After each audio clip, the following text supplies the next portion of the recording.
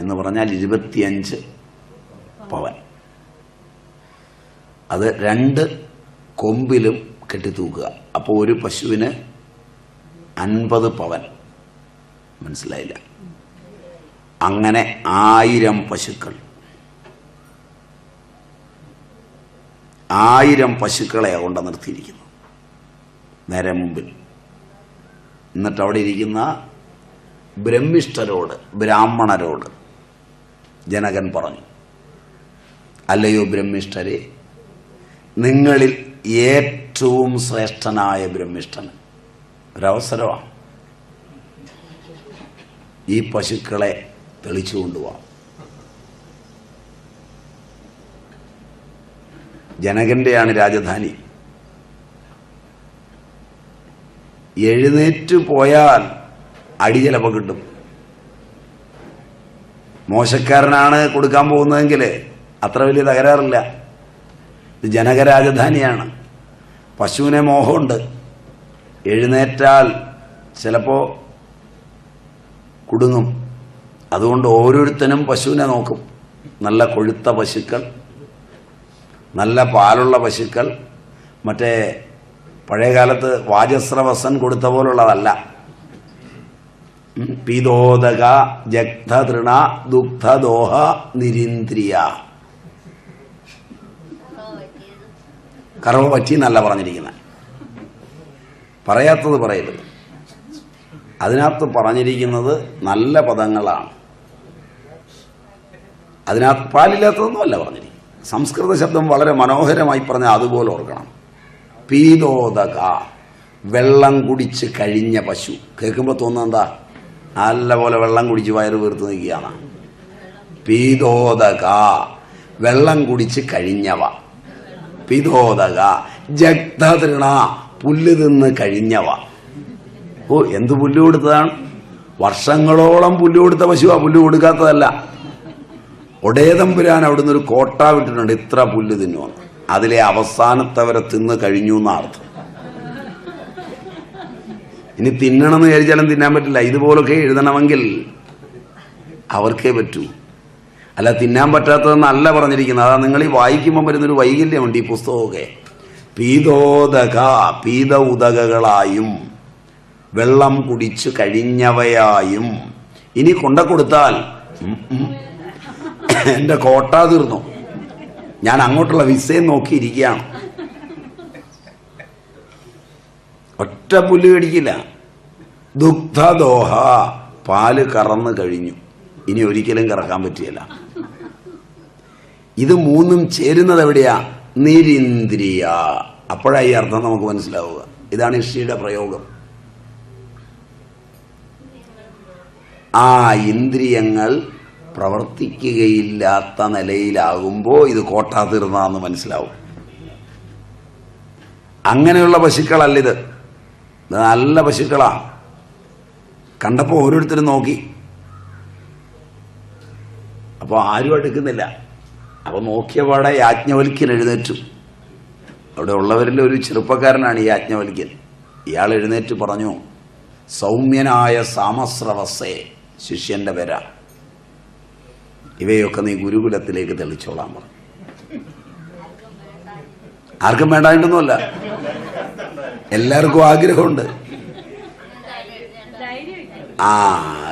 ഇത് സ്വല്പം തൻ്റെ ഇടം വേണം. മനസ്സിലായില്ലേ? ഒരല്പം തൻ്റെ ഇടം വേണം. അതില്ല. പക്ഷെ യാജ്ഞവൽക്യൻ എഴുന്നേറ്റ് പറഞ്ഞു, ഇതിനെയൊക്കെ ഗുരുകുലത്തിലേക്ക് തെളിച്ചോളൂ എന്ന് പറഞ്ഞു. അപ്പോ ബ്രാഹ്മണരൊക്കെ നോക്കി, നമ്മളെക്കാളൊക്കെ കൂടിയവൻ ഇവനാണോ? ഏതായാലും അവൻ കൊണ്ടുപോകും, പശുവിനെ കൊണ്ടുപോകുന്നുള്ളത് തീർച്ചയാണ്. അപ്പോൾ അതിനുമുമ്പ് ഒരു വഴിയുണ്ടാക്കിയില്ലേ പറ്റിയില്ല. അവിടെ ഹോതാവായ അശ്വലനുണ്ട്. അതുകൊണ്ട് ഇവരുടെ പേരിൽ ആ ബ്രാഹ്മണങ്ങൾ. ആദ്യത്തെ ബ്രാഹ്മണം അശ്വല ബ്രാഹ്മണമാണ്. അശ്വലൻ എഴുന്നേറ്റു. അശ്വലൻ ചോദിച്ചു, ഓ യാജ്ഞവൽക്യരെ, താങ്കളാണോ ഞങ്ങളെക്കാളെല്ലാം വലിയ ബ്രഹ്മിഷ്ഠൻ? വളരെ നാടകീയമാണ്. അതിനൊരു മറുപടിയുണ്ട്, ക്ലാസിക്കലാണ്. ബ്രഹ്മിഷ്ഠന് നമസ്കാരം. ബ്രഹ്മിഷ്ഠന് നമസ്കാരം. ഞാൻ പശുവിനെ കൊണ്ടുപോകാൻ വന്നതാണ്. അവിടെയാണ് അതിൻ്റെ ആ ഒരൊറ്റ ക്ലിപ്പിങ്ങിലാണ്, സിനിമയൊക്കെ കാണുകയാണെങ്കിൽ ആ ഒരൊറ്റ ക്ലിപ്പിങ്ങിലാണ് ഇവൻ്റെ പണി തീരുന്നടി. കാരണം ഞാൻ ബ്രഹ്മിഷ്ഠനാണ് എന്നൊരുത്തൻ പറഞ്ഞാൽ ഞാനും ബ്രഹ്മിഷ്ഠനുമെന്ന് രണ്ടുണ്ട്. അവൻ ബ്രഹ്മിഷ്ഠനല്ല. ഈ ലോകത്തിലുള്ളത് മുഴുവൻ ബ്രഹ്മിഷ്ഠനായി കാണണമെങ്കിൽ, കാണുന്നത് മുഴുവൻ ബ്രഹ്മിഷ്ഠത്വം വന്നെങ്കിൽ കാണുന്നവൻ ആരായിരിക്കണം? മനസ്സിലായില്ല? ഒറ്റയടിയാണ്, അതിനപ്പുറത്ത് അടിക്കാൻ പറ്റില്ല. ബ്രഹ്മിഷ്ഠൻ ആരാണ് എന്ന് ചോദിച്ചില്ല. നിങ്ങളാണോ ബ്രഹ്മിഷ്ഠൻ? അഹോ ബ്രഹ്മിഷ്ഠന് നമസ്കാരം. കാരണം അശ്വലൻ നിങ്ങളാണ് ബ്രഹ്മിഷ്ഠൻ, പക്ഷെ പശുവിനെ കൊണ്ട് ഞാൻ പോവുകയാണ്. ആദ്യത്തെ അടിയിൽ പണി തീരും. അതാണ് യാജ്ഞവൽക്യൻ. ഗംഭീരമായ ഒരു ചർച്ചയാണ് നടക്കുന്നത്. അവിടെ ഞാൻ പശുക്കളെ ഗ്രഹിക്കുക എന്നുള്ളതാണ് എൻ്റെ പണി എന്ന് പറഞ്ഞ് തിരിഞ്ഞു. അപ്പോഴാണ് അശ്വലൻ വിടാതെ പിടികൂടി. ഇവനെ അങ്ങനെ അങ്ങ് വിട്ടാൽ പറ്റില്ല. ഇവനങ്ങ് ഒരു വിഷമവും ഇല്ലാതെ ഇത്രയും പശുക്കളെയും കൊണ്ടുപോവുക, അത് നമ്മുടെ മുമ്പിൽ കൂടെ. അതുകൊണ്ട് അശ്വലൻ പിടിവിട്ടില്ല. അശ്വലൻ ചോദിച്ചു, യാജ്ഞവൽക്യ, ഈ കാണുന്നതെല്ലാം മൃത്യു വ്യാപിച്ചിരിക്കുന്നു. ഈ കാണായ ജഗത്തിലെ മുഴുവൻ സാധനങ്ങളും ഉണ്ടായി നിലനിന്ന് മറയുന്നതാണ്. മൃത്യുവില്ലാത്തതായി ഒന്നും ഈ ലോകത്തില്ല, വ്യാപിച്ചിരിക്കുന്നു. മൃത്യുവിന് അധീനമാണ് ഇവയെല്ലാം. അപ്പോൾ യാഗത്തിൽ യജമാനൻ മാത്രം എങ്ങനെ അമർത്യനാവും?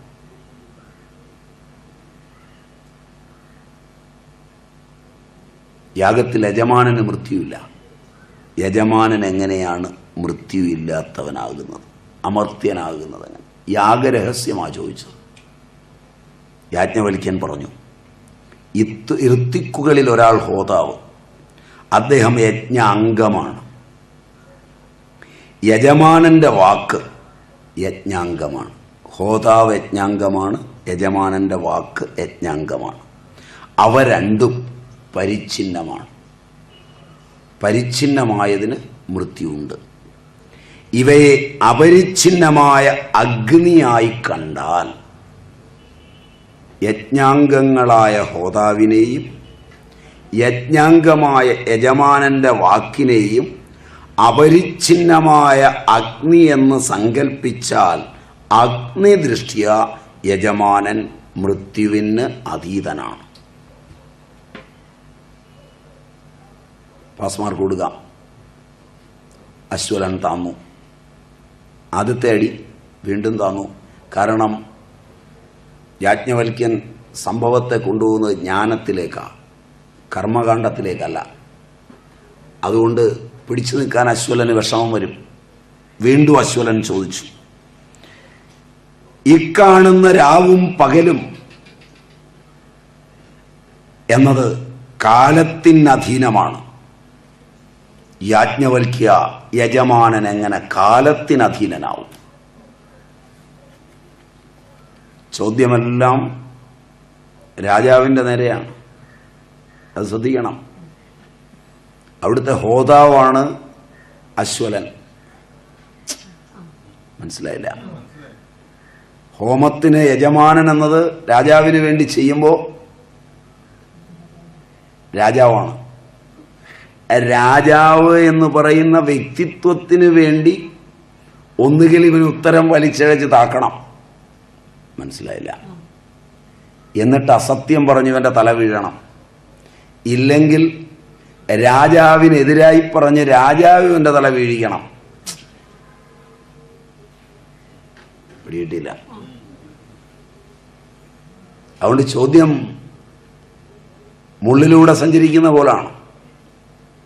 യജമാനനെ വെച്ചാ ചോദ്യങ്ങൾ ആദ്യം തുടങ്ങുന്നത്. അതുകൊണ്ട് ആദ്യത്തതിൽ വീണില്ല, പിടിയിട്ടില്ല. സത്യമാണ് പറഞ്ഞത്. രണ്ടാമത്തത് വീണ്ടും ചോദിച്ചു. യാജ്ഞവൽക്യൻ അക്ഷോഭ്യനായി പറഞ്ഞു, അധ്വൈര്യു, എർത്തിക്കാണ്. യാഗത്തിലെ ഋത്വിക്കാണ് അധ്വൈര്യു. അത് യാഗത്തിൻ്റെ ചക്ഷുസ്. അധ്വൈര്യു യാഗത്തിൻ്റെ കണ്ണ്, യാഗത്തിൻ്റെ ചക്ഷുസ്. അത് ആദിത്യനാണെന്നറിയുന്നത് കൊണ്ട് യജമാനൻ കാലാതീതനാകുന്നു. ഇവിടെ യാജ്ഞവൽക്യൻ നേരെ ആദിത്യനെയാണ് കയറിപ്പിടിച്ച്. ആദിത്യൻ കാലാതീതനാണ്. മനസ്സിലായില്ല? അധ്വൈര്യു സമഷ്ടി യാഗത്തില് കാലാതീതനായ ആദിത്യനാകൊണ്ട് അതറിയുന്ന യജമാനൻ കാലാതീതനാകുന്നു. അടുത്തതിലും വീണു. വസ്തുക്കൾ കറുത്ത പക്ഷത്തിനും വെളുത്ത പക്ഷത്തിനും എന്ന നിലയ്ക്ക് കാലഗതിക്ക് അധീനമാണ്. യജമാനൻ അല്ലാതാവുന്നത് എങ്ങനെ? വീണ്ടും പിടിക്കുകയാണ്. ഓരോന്നിലാണ് പിടിക്കുന്നത്. കാലത്തെ പിടിച്ചു. കാലത്തെ രണ്ടായി പിരിച്ച് കറുത്ത പക്കവും വെളുത്ത പക്കവും. കറുത്ത പക്കവും വെളുത്ത പക്കവും വരുമ്പോൾ വസ്തുക്കൾക്ക് വൃത്തിക്ഷയങ്ങളുണ്ടാവും. ചന്ദ്രന് മാത്രമല്ല. കറുത്ത പക്കത്തിലെ നിങ്ങളുടെ തൂക്കവും വെളുത്ത പക്കത്തിലെ തൂക്കവും ഒന്നായിരിക്കില്ല. നോക്കിയിട്ടുണ്ടോ? ഇല്ല.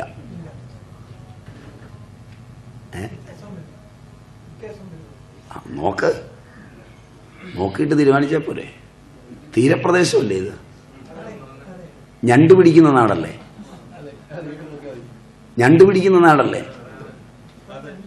ഞണ്ടിന് കറുത്ത പക്കത്തിലും വെളുത്ത പക്കത്തിലും ഇറച്ചിക്ക് വ്യത്യാസമുണ്ട്. വെളുത്ത പക്കത്തിൽ ഞണ്ടിന് തോടേ ഉണ്ടാവുള്ളൂ.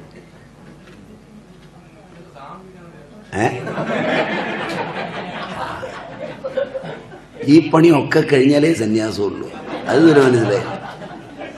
അല്ലെങ്കിൽ നിങ്ങൾ പണിത് ഞങ്ങളൊരു പരിവാവില്ലേ? അല്ലാതെ സന്യസിച്ചാൽ ഗൃഹസ്ഥൻ സന്യാസിക്ക് മേൽ പണിയും. മനസ്സിലായില്ല? അതുകൊണ്ട് എല്ലാ പണിയും കഴിഞ്ഞ് സന്യസിച്ചില്ലേലുണ്ടല്ലോ, ഗൃഹസ്ഥന്റെ മേൽ പണിയാൻ പറ്റിയല്ല.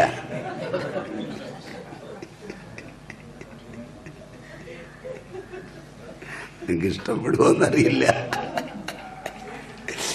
ഇങ്ങനെയൊക്കെ ഒരു പൊടി രസമില്ലെങ്കിൽ പിന്നെ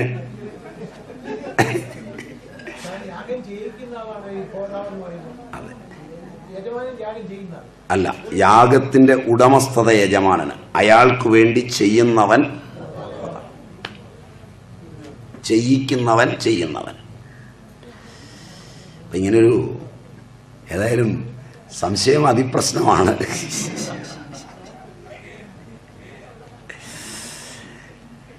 അടുത്തത്, അപ്പം വൃത്തിക്ഷയങ്ങളെ ഉണ്ടാക്കുന്ന ക്ഷയകൽപ്പത്തെയും വൃദ്ധികൽപ്പത്തെയും വെച്ചുകൊണ്ട് കറുത്ത പക്ഷവും വെളുത്ത പക്ഷവും.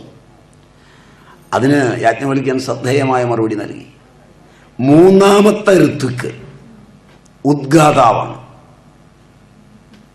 ഋത്വിക്കുകളിൽ മൂന്നാമൻ ഉദ്ഗാതാവാണ്. അതും പ്രാണനും പരിച്ഛിന്നങ്ങളല്ലെന്ന് അറിയുന്നതിനാൽ യജമാനൻ കാലഗതിയെ തരണം ചെയ്യുന്നു. പ്രാണൻ പരിച്ഛിന്നനല്ല, അതറിയുന്നവനാണ് യജമാനൻ. അതുകൊണ്ട് കാലഗതിയെ തരണം ചെയ്യുന്നു. കാരണം പ്രാണൻ വൃത്തിക്ഷയങ്ങളില്ലാതെ ഈ കാലത്തിലുണ്ടാവും. മറ്റതിന് വൃത്തിക്ഷയങ്ങൾ വരും. യാജ്ഞവൽക്യ താങ്ങില്ലാത്തതുപോലെ ആണ് ഈ അന്തരീക്ഷമെന്നിരിക്കെ, മുകളിലെ ഈ താഴെയൊക്കെ ആയിട്ട് കാണുന്ന ഈ അന്തരീക്ഷം, ഈ അന്തരീക്ഷ ലോകം താങ്ങില്ലാതെ ഇരിക്കെ എന്തിനെ താങ്ങിപ്പിടിച്ചാണ് യജമാനൻ സ്വർഗത്തിലെത്തുന്നത്? പൂട്ടാവുന്ന ചോദ്യമാണ്. ഇതിന് താങ്ങൊന്നുമില്ല. അപ്പൊ ഇവൻ എന്ത് പിടിച്ചിട്ടാണ് യജ്ഞത്തിൽ എത്തുന്നത്, സ്വർഗത്തിലെത്തുന്നത്? യജ്ഞത്തിന്റെ മനസ്സ് നാലാമത്തെ ഋത്വിക്കാണ്. നാലാമത്തെ ഋത്വിക്ക് യജ്ഞത്തിന്റെ മനസ്സാണ്. ബ്രഹ്മാവും മനസ്സും അപരിച്ഛിന്നമായ ചന്ദ്രരൂപമാണെന്നറിഞ്ഞ്, മനസ്സും ചന്ദ്രനുമായി ബന്ധമുണ്ട്, നിങ്ങൾക്കറിയാം. ഇതൊക്കെയാണ് ജ്യോതിഷത്തിൽ പണ്ട് ഉപയോഗിച്ചിരുന്നത്. അതെല്ലാം മാറി. അതിന് വിജ്ഞാനശാഖ വേറെയാണ്. അതങ്ങ് മാറിയിട്ട് അതെല്ലാം ഈ പ്രവചനവും പരിപാടിയായത് യവന ജ്യോതിഷം ഇതിനകത്ത് കയറി കൂടിയിട്ടാണ്. അത് ഇന്ത്യൻ അല്ല. അതാ ഇന്ന് നിങ്ങൾ കൈകാര്യം ചെയ്യുന്ന കച്ചവട സാധനം. മറ്റത് ഒറിജിനൽ. മനസ്സിലായി? അതിൽ ഗംഭീരമായിട്ട് പറയും, ബ്രഹ്മാവും മനസ്സും അപരിച്ഛിന്നമായ ചന്ദ്രരൂപമാണെന്നറിഞ്ഞ് ആ ബോധത്തെ താങ്ങിയാണ് യജമാനൻ സ്വർഗത്തിലെത്തുന്നത്. ആ ബോധം വഴിയാണ് സ്വർഗത്തിലെത്തുന്നത്. യാജ്ഞവൽക്യ, ഈ യാഗത്തിൽ ഇന്ന് എത്ര ഋത്വിക്കുകളാണ് ഹോതാവ് ഉപയോഗിക്കുക? അപ്പോൾ അടുത്ത ചോദ്യമായി. ഉപയോഗിച്ചില്ല, ഉപയോഗിക്കാൻ പോകുന്നേ ഉള്ളൂ. ബ്രഹ്മജ്ഞാനിയാണല്ലോ, ഭൂതഭവ്യ ഭവിഷ്യത്തുകൾ അറിയണം. അതുകൊണ്ട് എത്ര ഋത്തുക്കുകളെയാണ് ഹോതാവ് ഉപയോഗിക്കുക? അക്ഷോഭ്യനായി മറുപടി പറഞ്ഞു, 3 മൂന്നെണ്ണമാണ്. ഏതെല്ലാം? 1, യാഗപൂർവം ചൊല്ലുന്ന ഋക്കുകൾ. ഇവയാണ് പുരോനുവാക്യകൾ. യാഗത്തിന് മുമ്പ് ചൊല്ലുന്നവ പുരോനുവാക്യകൾ എന്ന് പറയും, യാഗപ്രശംസയായി. 2, യാഗം ചെയ്യുമ്പോൾ ചൊല്ലുന്ന ഋക്കുകൾ, യാജ്യകൾ എന്ന് പറയും. 3, യാഗാനുഷ്ഠാനത്തെ പ്രശംസിക്കുന്ന ഋക്കുകൾ, ഇവയെ ശസ്യകൾ എന്ന് പറയും. ഈ 3 ഇവിടെ ചൊല്ലാൻ പോകുന്നത്. അപ്പോൾ അടുത്ത ചോദ്യമായി, അതിനാൽ സാധ്യം. അതുകൊണ്ട് എന്ത് കിട്ടും? ജഗത്ത് മുഴുവൻ സ്വാധീനത്തിലാവും. അതാണ് അതിൻ്റെ ലക്ഷ്യം. വീണ്ടും അശ്വലൻ ചോദിച്ചു, അദ്വൈര്യു എത്ര ആഹൂതികൾ ഈ ഹോമത്തിൽ ഹോമിക്കും? അതിനും മറുപടി പറഞ്ഞു, 3 ആഹൂതികൾ. ഒരെണ്ണം പോലും യാജ്ഞവൽക്യൻ കർമ്മകാണ്ഡത്തിലേക്ക് കൊണ്ടുപോകുന്നില്ല എന്നുള്ളതാണ് നിങ്ങൾ ശ്രദ്ധിക്കേണ്ടത്. ഒരെണ്ണം പോലും. കർമ്മകാണ്ഡത്തിലാണ് ചെന്ന് മുട്ടുന്നതെങ്കിൽ തർക്കവിതർക്കങ്ങൾക്ക് ഇഷ്ടംപോലെ സ്പേസ് ഉണ്ട്. മുഴുവൻ പോകുന്നത് ജ്ഞാനമാർഗത്തിൽ മാത്രമാണ്. അദ്വൈര്യു എത്ര ആഹൂതികളെ ഹോമിക്കും? 3. ഏതെല്ലാം? ഹോമിച്ചാൽ മുകളിലേക്ക് പോകുന്നവ. 2, ഇരച്ച് ശബ്ദമുണ്ടാക്കുന്നവ. 3, മുങ്ങി താണു പോകുന്നവ. ഇങ്ങനെയാ മറുപടി പറഞ്ഞത്. ഹോമകുണ്ഡത്തിൽ 3 തരം ഹോമങ്ങൾ ഹോമിക്കും. ഏതൊക്കെയായിരിക്കും? 1, മുകളിലേക്ക് പോകുന്നവ. എണ്ണ, നെയ്യ് ഇവ ഹോമിക്കുമ്പോഴാണ് അഗ്നിജ്വാലകൾ മുകളിലേക്ക് പോകുന്നത്. ഹോമാഗ്നി മുകളിലേക്ക് പോകണമെങ്കിൽ 1, മുകളിലേക്ക് പോകുന്നവ. 2, ഇരച്ച് ശബ്ദമുണ്ടാക്കുന്നവ. 2ാമത്തത് ജ്വാലകൾ പൊങ്ങുന്നതിന് പകരം ഇരച്ച് ശബ്ദമുണ്ടാക്കും. അഗ്നി ശബ്ദമുണ്ടാക്കിക്കൊണ്ട് മുകളിലേക്ക് പോകും മാംസാദികൾ ഹോമിക്കുമ്പോൾ. അപ്പോഴാണ് ഇരച്ച് ശബ്ദമുണ്ടാക്കുന്നത്. 3, മുങ്ങി താണു പോകുന്നവ. താഴേക്ക് അഗ്നി താഴും. പാല് മുതലായവ ഹോമിച്ചാൽ. ഇങ്ങനെ 3 തരം ഹോമമാണ് നിങ്ങളിവിടെ നടത്തുക. എന്താണ് അതിനാൽ സാധ്യം? ആദ്യത്തതുകൊണ്ട് ദേവലോകം, 2ാമത്തതുകൊണ്ട് പിതൃലോകം, 3ാമത്തതിൽ ഈ ലോകവും സ്വാധീനമാവും. ഇതാണ് ഇതിൻ്റെ 3 ലോകങ്ങൾ. ഇതാണ് ഈ ഒരു സാധനമാണ് വിശ്വാസം കൊണ്ട് നിങ്ങളുടെ അപ്പനൊക്കെ മരിച്ചുപോയി എന്ന് പറഞ്ഞ ആ ദിവസങ്ങളിൽ, അല്ലെങ്കിൽ കർക്കിടക വാവിൻ്റെ അന്നൊക്കെ ഈ പിതൃക്കൾക്ക് വെക്കുക എന്ന് പറഞ്ഞ് മാംസം വെക്കുന്നത് പിതൃലോകത്തിന് വേണ്ടിയാണ്. കേട്ടിട്ടുണ്ടാവും. അതൊരു ആചാരം പോലെ ഇപ്പോഴും വെക്കുന്നുണ്ടെന്ന് തോന്നുന്നു. ഇല്ല,